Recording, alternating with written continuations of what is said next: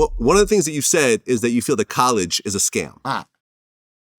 That's a blanket statement. No, I said that I think that college is required for people that need to get certain degrees.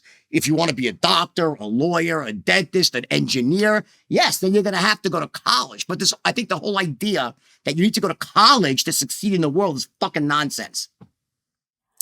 Well, I mean, it's an interesting kind of thing because I went to college. I got a computer science degree at Berkeley. And for a long time, I felt like I'd wasted my time. I should have gone to do something else, after I launched VladTV. Years later, I come to realize that all the stuff I learned over the years of actually going to college, I was able to utilize in my business. And I don't think my business would be even nearly as successful if I didn't have the technical background. Because when you look at all the competing businesses and the people who run them, I'm the only one that's actually like a computer programmer that actually understands this stuff. And when you look at, for example, in the long run, on average, people will make $1 million more during their lifetime with a college degree than with a high school degree.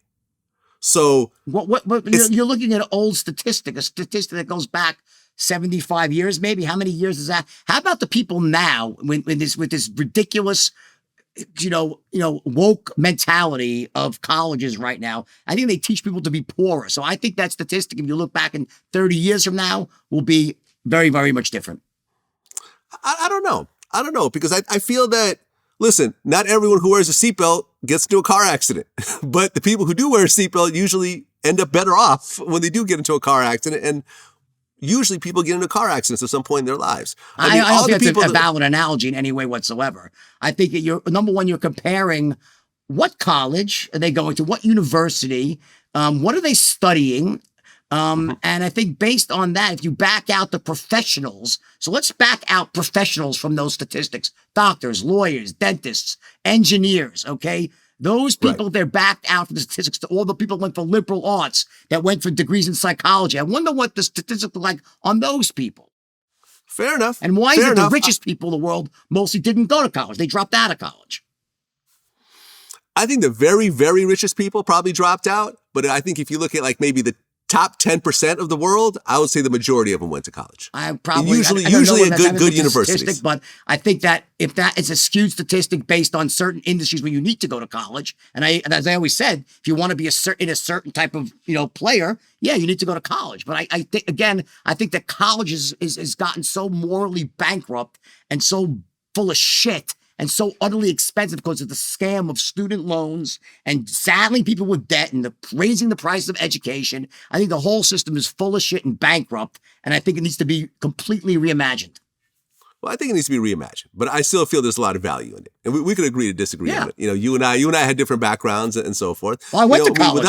I went to college, okay? My daughter went to college, and she's a very successful psychologist. My son didn't go to college. He's very successful, and he went for a year. It's not for me. And I support him in that. So I think it's something a person has to make their own decision. I think the idea is that to think that you must go to college and you'll be unsuccessful if you don't, I think is utter fucking nonsense. Fair enough. Well, the system that you teach is called the straight line persuasion system? Yes. In a nutshell, what does that mean?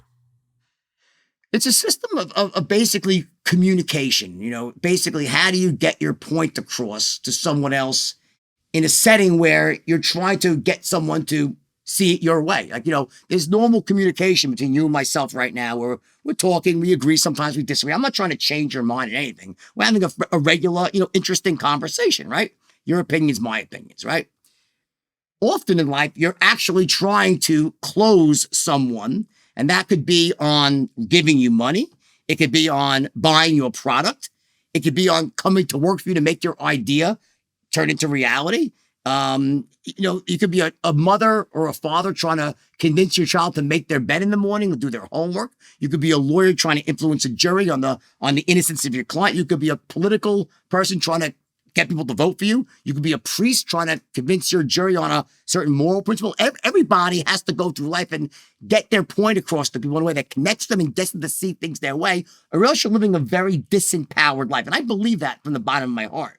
What the straight line system does is it allows people who are either terrible at that become very good at that, And people who are already really good at that naturally become amazing at it. So it's like the sort of magic bullet of communication that could be used in sales. It could be used just in general influence and persuasion.